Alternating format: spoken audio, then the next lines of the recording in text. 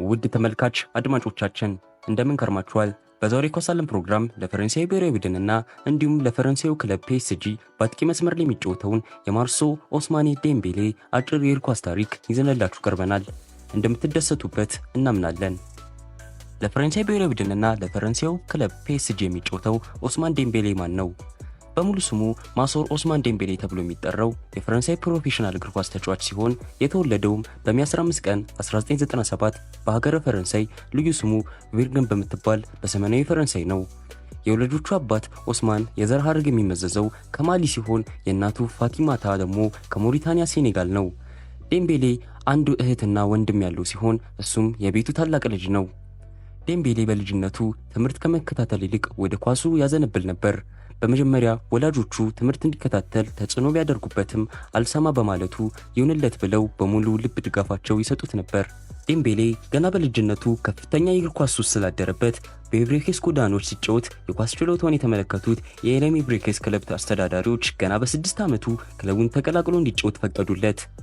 በመቀጠልም ዴምቤሌ በአካባቢው ካሉት የዕድሜ እኩዮቹ በኳስ አያያዙ፣ በፍጥነቱ ኳስን ለጓደኞቹ አስተካክሎ በማቀበል በጎል አግቢነቱ በአጠቃላይ ባለው ችሎታ የሬንስ ክለብ አባላት ስለተመሰጡበት አካዳሚያቸውን እንዲቀላቀል ጠይቀውት በ13 ዓመቱ ተቀላቀለ። ከሬንስ በኋላም በዶርትመንድ፣ በባርሴሎና እንዲሁም አሁን ፒኤስጂ እና ለፈረንሳይ ብሔራዊ ቡድን እየተጫወተ ይገኛል። የኦስማን ዴምቤሌ የክለብ ታሪክ ምን ይመስላል? ዴምቤሌ ተጫውቶ ካደገበት የልጅነት ክለቡ ኢብሬኬስ በ2010 ወደ ሬንስ ክለብ ተዘዋወረ። በሬንስ ለዋናው ቡድንም በሴፕቴምበር 6 2014 የመጀመሪያው የሆነውን ጨዋታ በ78ኛው ደቂቃ ተቀይሮ ገብቶ ተጫወተ። በኖቬምበር 9 ቀን ለቡድኑ የመጀመሪያው የሆነውን ጎሉን ቡድኑ ከላቫል ጋር ባደረገው ጨዋታ ተቀይሮ ገብቶ አስቆጠረ። በሚያዝያ 16 ቀን 2015 ቡድኑ ሄሮቪልን 6-1 ባሸነፈበት ጨዋታ ዴምቤሌ ሃትሪክ በመስራት ከክለቡ ጋር ገና በመጀመሪያው ውድድር ዘመኑ በ18 ጨዋታዎች 13 ጎልን በማስመዝገብ ታሪክ ሰራ።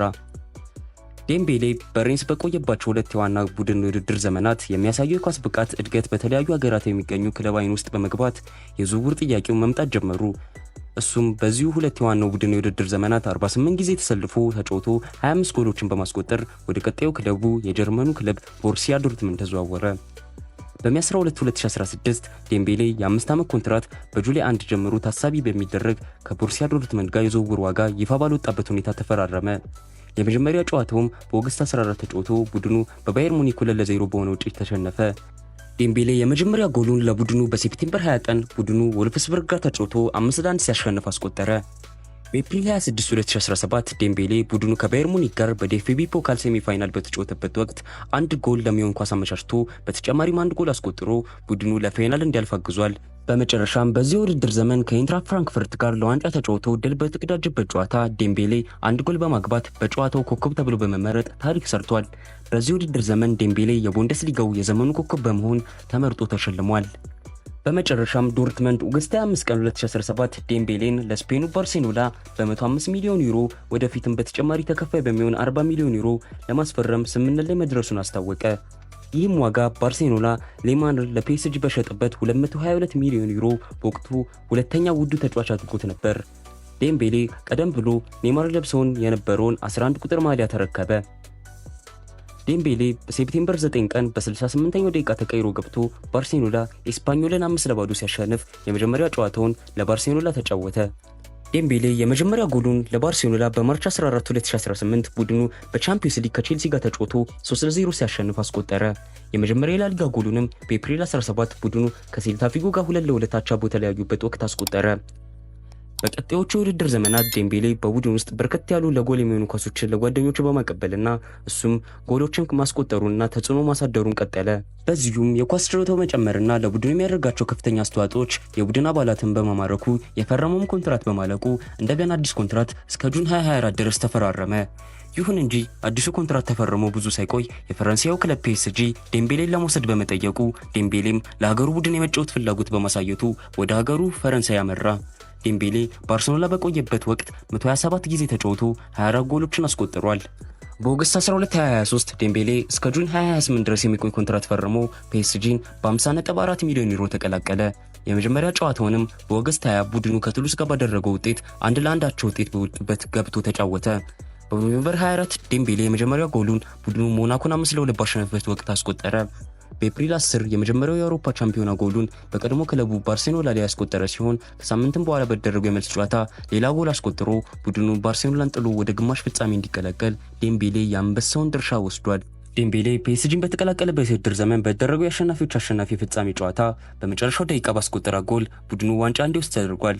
አሁን እየተካሄደ ባለው በአውሮፓ ቻምፒዮንስ ሊግ ውድድር ፒኤስጂ በጃንዋሪ 22 2025 ከማንቸስተር ሲቲ ጋር በተደረገ ጨዋታ 4-2 ሲያሸንፉ ዴምቤሌ የመጀመሪያው ጎሉን አስቆጥሯል። እንዲሁም በዚህ ውድድር ዘመን በጃንዋሪ 29 ቡድኑ ስቱትጋርትን 4-1 ሲያሸንፍ እሱም ሃትሪክ ሰርቷል። ከ3 ቀናት በኋላም አሁንም በዚሁ የአውሮፓ ቻምፒዮንስ ሊግ ውድድር ብሬስትን 5-2 ሲያሸንፉ ዴምቤሌ ሌላ ሃትሪክ ሰራ። በዚህ ውድድር ዘመን ከሊቨርፑል ጋር በተደረገ ደርሶ መልስ ጨዋታ ዴምቤሌ 1 ጎል በማስቆጠር ቡድኑ ለሩብ ፍጻሜ እንዲደርስ ከፍተኛ አስተዋጽኦ አድርጓል። ዴምቤሌ አሁንም ለፒኤስጂ ከፍተኛ አገልግሎት እያበረከተ ሲሆን ይህንንም ፕሮግራም እስካዘጋጀንበት ድረስ ለክለቡ 49 ጊዜ ተጫውቶ 23 ጎሎችን አስቆጥሯል። የኦስማን ዴምቤሌ የብሔራዊ ቡድን ተሳትፎ ምን ይመስላል? ዴምቤሌ በአሌክሳንደር ላካዜትና ናቢል ፈኪር በጉዳት ከሜዳ መገለላቸውን ተከትሎ በኦገስት 2016 ለመጀመሪያ ጊዜ ከጣሊያንና ቤላሩስ ጋር ለሚደረገው የወዳጅነት ጨዋታ ከፈረንሳይ ዋናው ቡድን ጥሪ ቀረበለት። ሴፕቴምበር 1 ቀን የመጀመሪያው ብሔራዊ ቡድን ጨዋታውን ከጣሊያን ጋር በተደረገ ጨዋታ በመጨረሻዎቹ 27 ደቂቃዎች ግሪዝማንን ተተክቶ ተቀይሮ ገብቶ 3-1 አሸነፉ።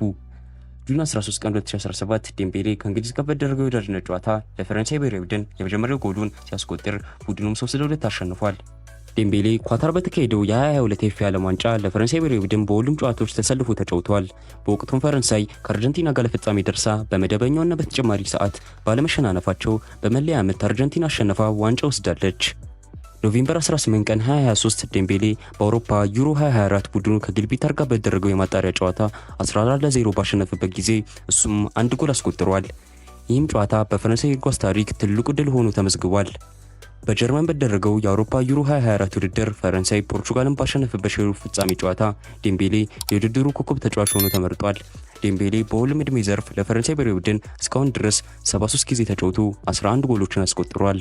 ኦስማን ዴምቤሌ በርካታ ስኬቶችን በግሉ የተቀዳጀ ሲሆን ከሞላ ጎደል የሚከተሉት ናቸው። የ2015-16 የውድድር ዘመን የፈረንሳይ ኮከብ ወጣት ምርጥ ተጫዋች ሆኖ ተመርጧል።